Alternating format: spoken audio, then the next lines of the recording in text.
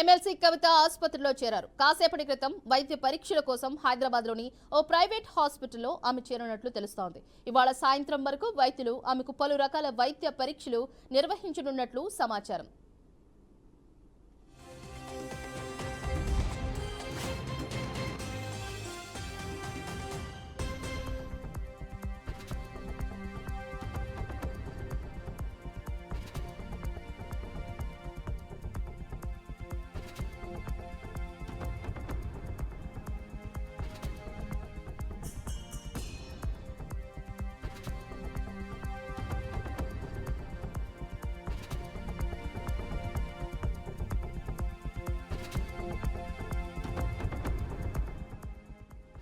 అయితే Delhi liquor scam కేసులో తీహార్ జైలులో ఉన్న సమయం నుంచే కవిత అనారోగ్యంతో బాధపడుతున్నారని బీఆర్ఎస్ వర్గాలు చెబుతున్నాయి. తీవ్ర జ్వరంతో ఆమె పలుసార్లు తీవ్ర అనారోగ్యానికి గురయ్యారని తెలిపారు.